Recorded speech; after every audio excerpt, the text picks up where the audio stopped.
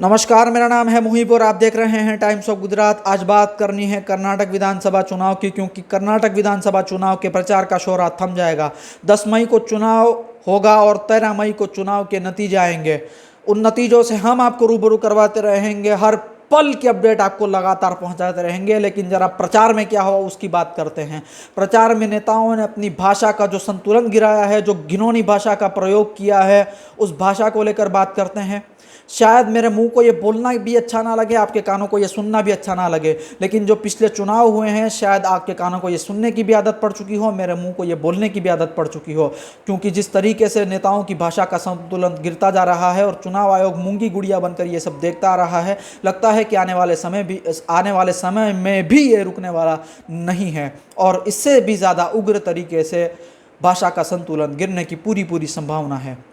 तो जरा मुद्दों पर चले आइए। प्रचार में कौन से मुद्दों से प्रचार स्टार्ट हुआ था? 40% कमीशन वाली सरकार, भ्रष्टाचार वाली सरकार। एक कॉन्ट्रैक्टर थे जिन्होंने बीजेपी के एक मंत्री पर आरोप लगाया था कि उन्होंने 40% कमीशन खाया है। उस मंत्री का इस्तीफा लिया गया और उस कॉन्ट्रैक्टर ने सुसाइड कर लिया। उसके बाद कांग्रेस को एक बहुत बड़ा मुद्दा मिल गया। कांग्रेस ने बीजेपी को घेरने के लिए कोई और कसर नहीं छोड़ी। कांग्रेस ने 40% कमीशन वाली सरकार से बसवराज बोम्मई को पूरी तरीके से बैकफुट पर धकेल दिया। बीजेपी अजान के मुद्दे पर, हिजाब के मुद्दे पर चुनावी रोटियां सेकने की जुगत में लगी हुई थी, लेकिन एक सर्वे आया जिसमें बीजेपी को इसको लेकर बहुत बड़ा नुकसान बताया गया। बीजेपी के नेताओं को यह समझ आ गया कि इस तरीके के मुद्दों पर बात करने से कोई फायदा नहीं हो रहा है। सारी की सारी चुनावी मशीनरी को 4% जो आरक्षण था उस पर फोकस कर दिया गया। 4% आरक्षण वाले मुद्दे पर भी बहुत ज़्यादा कुछ फायदा नहीं होता नजर आया। कांग्रेस उधर एक के बाद एक बीजेपी पर आरोप लगाते जा रही थी। जब से भारत जोड़ो यात्रा का कर्नाटक में आगमन हुआ तब से कांग्रेस की आंतरिक गुटबाजी वहां पर खत्म हो गई थी। डीके शिव कुमार और सिद्धारमैया के बीच जो आंतरिक गुटबाजी थी, वो आंतरिक गुटबाजी को चुनाव के मद्देनजर रखते हुए दोनों ही नेताओं ने खत्म करना ही सही समझा। मल्लिकार्जुन खड़गे को राष्ट्रीय अध्यक्ष बनाया गया, यह भी उनके लिए बहुत बड़ी बात थी।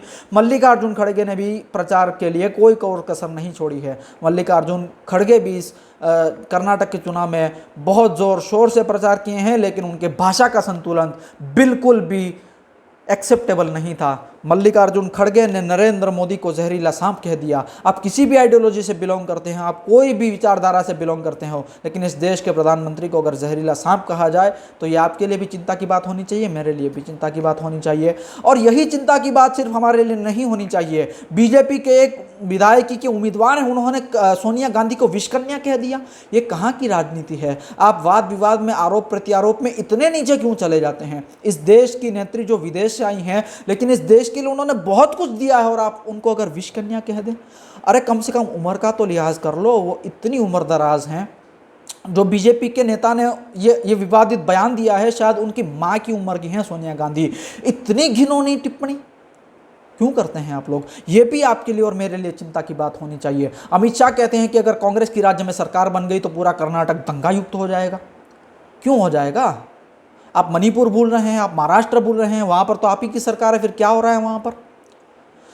बड़े सारे मुद्दे चले, बड़े वाद विवाद हुए, लेकिन जब से प्रधानमंत्री नरेंद्र मोदी की चुनावी प्रचार में एंट्री हुई, सारी की सारी चुनावी प्रचार की तस्वीर और सारे के सारे मुद्दों की तस्वीर उन्होंने बदल कर रख दी। चुनावी नतीजों की तस्वीर बदली है या नहीं बदली वो तो शनिवार 13 मई को पता चल ही जाएगा, लेकिन चुनावी मुद्दों की जो तस्वीर थी पूरी तरीके से प्रधानमंत्री ने बदल दी। बजरंग दल को लेकर कांग्रेस ने अपने घोषणा पत्र में एक बयान दिया था। उन्होंने कहा था कि जो वैमनस्य रखने वाले संगठन हैं उसमें PFI का भी नाम था, उसमें बजरंग दल का भी नाम था। उन्होंने कहा है कि इन संगठनों पर बैन लगा दिया जाएगा अगर हमारी सरकार राज्य में बनती है तो। प्रधानमंत्री नरेंद्र मोदी और बीजेपी के कार्यकर्ताओं के लिए इससे बड़ी बूस्टअप की बात कोई नहीं हो सकती थी। बीजेपी को यही चाहिए था कि कांग्रेस कोई ऐसी गलती करे। बीजेपी की पूरी चुनावी मशीनरी इस बात पर लगी होती है। बीजेपी को अगर ये पता चल जाता है कि किसी भी राज्य में हमारी सरकार जाने की परिस्थिति में है, हम हार की कगार पर खड़े हैं, तो सारे के सारे IT सेल, पूरा का पूरा तंत्र उनका इस बात पर लग जाता है।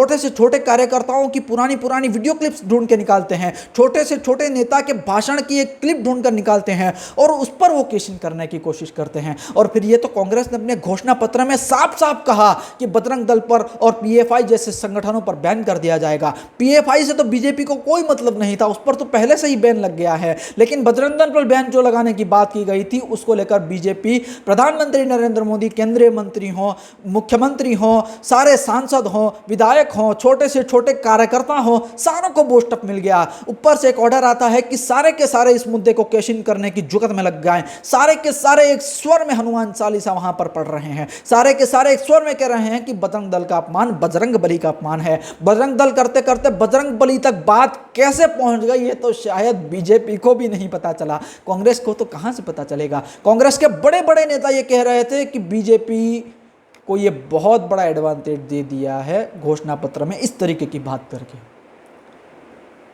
दो मुद्दे कांग्रेस के लिए बैकफायर करे, एक तो नरेंद्र मोदी को जहरीला सांप कहना और दूसरा बजरंग दल पर टिप्पणी करना। उसके बाद डीके शिव कुमार जो है डैमेज कंट्रोल की परिस्थिति में आते हैं। डीके शिव कुमार एक जनसभा को संबोधित करते हुए कहते हैं कि अगर राज्य में कांग्रेस की सरकार बनी तो हनुमान जी की मूर्तियां हर एक जिले में स्थापित की जाएंगी, स्वाहा।